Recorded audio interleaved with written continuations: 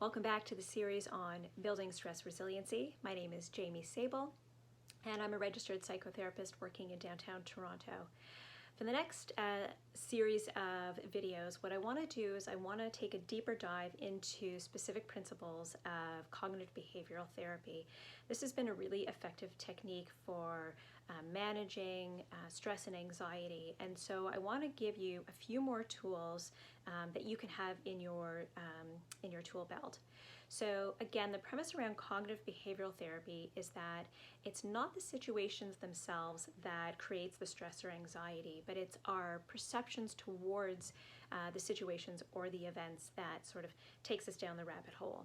So in our last section, we talked about the 5-column thought record, or the STEER method. And what I want to do now is sort of focus on that section, that second section of thinking. We call them thinking errors or irrational thoughts. There are probably about 10 to 13 common thinking errors that we engage in. So what I want to do is spend the next few minutes just talking about one particular one that I find most common that people engage in, and how to get yourself out of it. So this thinking error is what we call should statements. For example, I should go to the gym, or I shouldn't have eaten that entire bag of popcorn, or I should not have ordered Uber Eats to bring me Baskin Robbins to my house and eaten an entire container. So what I want to do is let's walk you through how can you catch yourself, and how can you get yourself around it so that you can start making better decisions for you. So immediately we're planting that seed, right? So think about the times in which you find yourself saying, I should do this, or I should do that. And maybe let's use the example of, I should really work out. And so because a lot of people, we're trapped at home right now, there's a lot more eating, there's a lot more baking. I'm doing a lot more eating than baking, but someone's doing the baking and I'm doing the eating, which is could be better. So then there becomes a little bit of a pressure to exercise and work out, right? So sometimes I'll find myself saying, I should really work out. And immediately I sort of stop myself and I say, wait, hold on.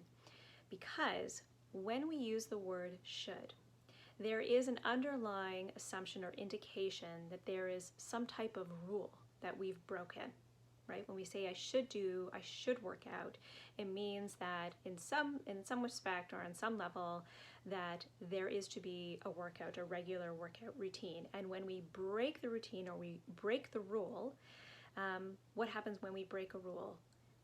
Punishment, right?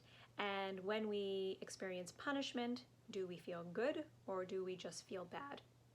And typically we feel bad, right? We feel guilty that we've just broken this rule, and it's not motivating. It's not motivating to make good decisions. It really just doesn't work. And what it does is we feel bad, and what do we do when we feel bad?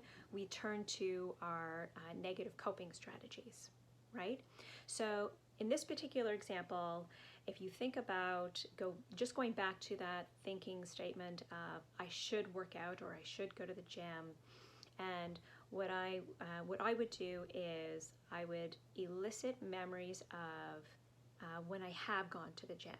So I would say to myself, hold on, Jaime, how do you feel when you have gone to the gym in the past? And then that starts to trigger some memories of previous experiences. And, even though the first few minutes may be a little bit tough, usually by the time I get to minute 10, that's where sort of the endorphins and the dopamine starts to kick in, and we start to feel really good.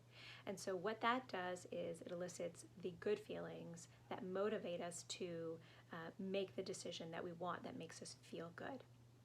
So be mindful of the should statements. Catch yourself in them. Try to elicit the feelings when you've made a good decision in that situation. However, if you don't make the right decision that you want, that's in line with your goals, don't punish yourself. You had the container of ice cream, enjoy it, and tomorrow is a new day, and you get up and you get to start again, right? So we have to leave some room for mistakes. We have to leave some room to fall down. We need to be careful with ourselves. We need to be patient with ourselves and loving. And tomorrow's always a new day to make decisions. Again, we're not looking for perfection. We're looking for progress and kindness. So stay healthy, stay safe, and tomorrow we're going to talk about another common thinking error that you might engage in. See you tomorrow.